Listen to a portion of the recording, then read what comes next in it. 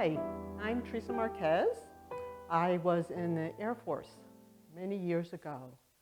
I thought I'd tell you why I went in. I had been working 2 jobs, and one day I couldn't get out of bed because I was just exhausted. I was so tired. I said there had to be a better way. So I looked into going into the service, and I found a recruiter, talked to him, and he was a very wise recruiter because I heard a lot of horror stories about going in the military. He said, go and talk to people who have been in.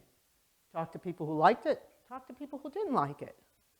And either way, the ones who liked it just did short time, or they stayed in and retired. The ones who didn't like it did their time and said if they really appreciated it because it even though they didn't like it, it showed them something. They got a lot out of it, and they got a trade that they could also do. So it was a good, whether it was a good or bad experience, it enhanced their life.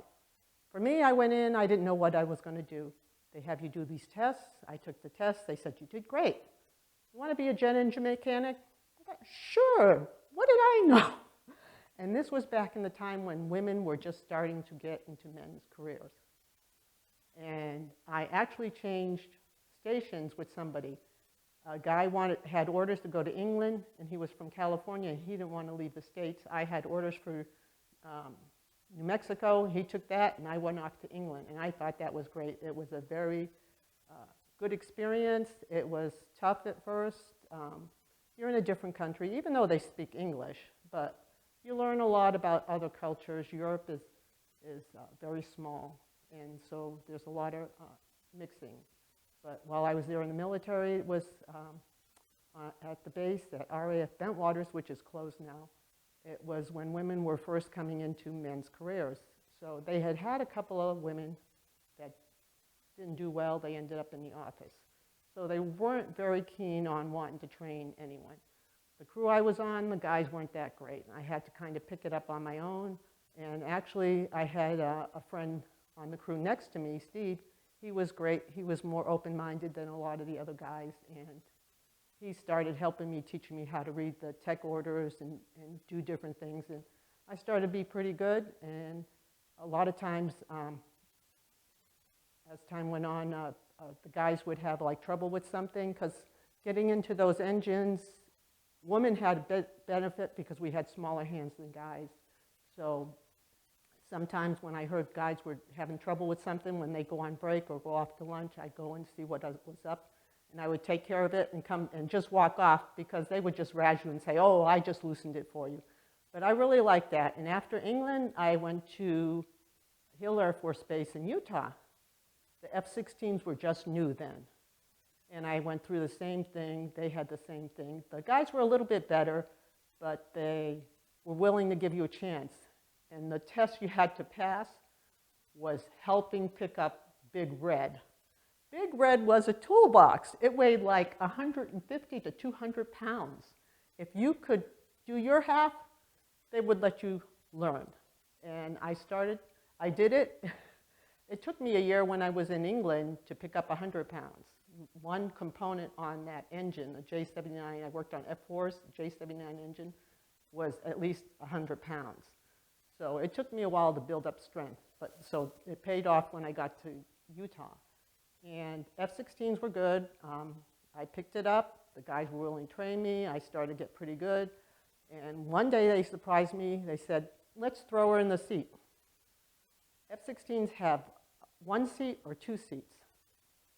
They were going to have to run a 2-seater, so they put me in the back seat, so that because they wanted me to learn how to run an F-16.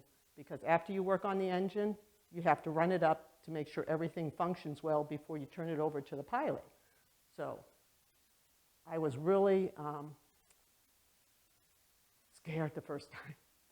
The first time they had me run one myself, I was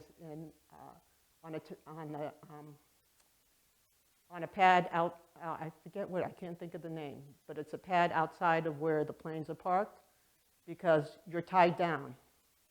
You're tied down because when you do check the plane, you end up taking it into full afterburner.